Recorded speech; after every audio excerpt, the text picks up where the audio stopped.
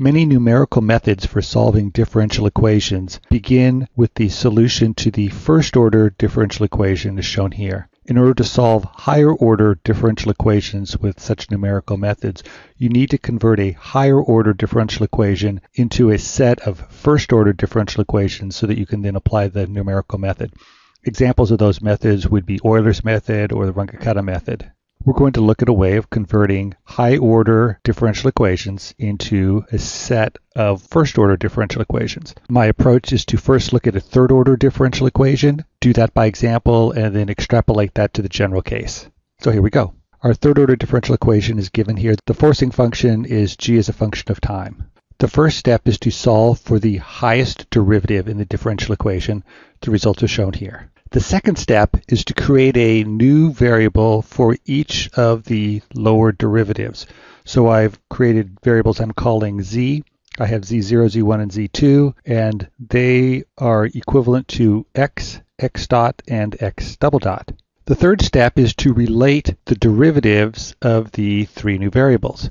So we have z0 is equal to x, that's just by definition. Then we look at what's the first derivative of z0. Well, that would be the derivative of x, but that's the same as x dot is equal to z1. So z0 dot is z1. z1 dot is x double dot, which is the same as z2. And z2 dot is, by definition, right here, x triple dot, and there's our definition of x triple dot minus 2x double dot minus 1 half x dot minus 3x plus 1 half g of t. Almost there.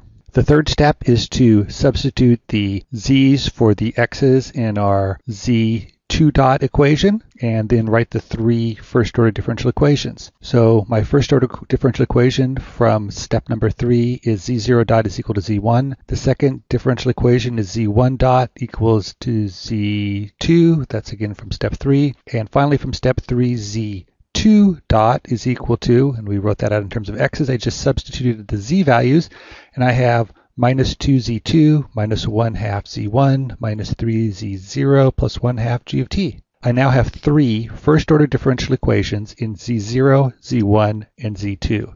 The complication here is that they're coupled differential equations. That is, you can't solve any one of these three differential equations without help from the other. Turns out that that's not such a big deal. So I've now converted my third-order differential equation in x. I'm going to scroll up here so you can see the original equation right here next to the red. To, down at the bottom, three first-order differential equations in three different z variables. Finally, writing it in a matrix form, I've put the three z variables into a vector, written the coefficients in the matrix, and added the forcing function g of t. You should make sure that you can go from the three differential equations shown here at the top to the matrix form shown here in step 5. Or the other direction, take the differential matrix equation shown here in step 5, do the multiplication, and get the differential equations from step 4. This is the procedure for converting a high-order differential equation to a set of coupled first-order differential equations.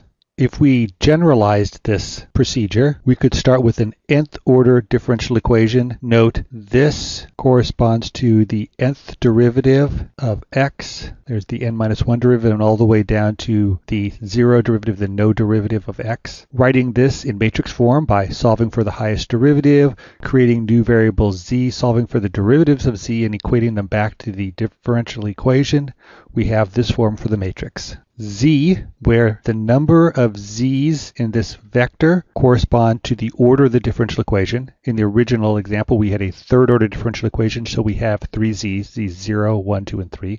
If we start with the 10th-order differential equation, in matrix form it will have 10 first-order differential equations. The matrix looks like this that relates them. The top half has ones on the off diagonal, so there's ones going down the diagonal. Everything else is 0. In the bottom, it starts with the lowest order derivative, so this is the coefficient on the x no derivative term, a0, divided by an, then minus the coefficient for the first order derivative divided by an, all the way up to the n minus 1 derivative divided by the an coefficient. And in the forcing function term, we have zeros all the way down and then 1 over an on this last coefficient in the vector. So the solution comes by solving all of these coupled first-order differential equations, extracting out the solution for x of 0, and that is our solution for x of t.